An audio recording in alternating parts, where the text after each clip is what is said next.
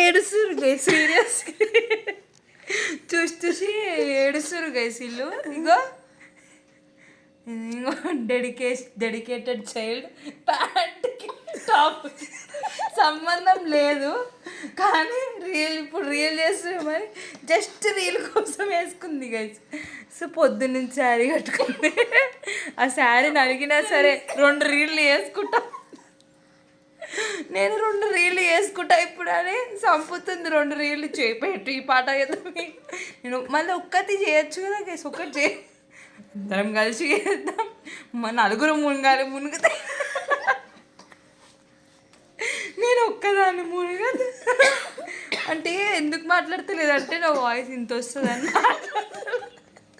నీ స్వీట్గా రావాలి యూట్యూబ్లో అని మాట్లాడతా.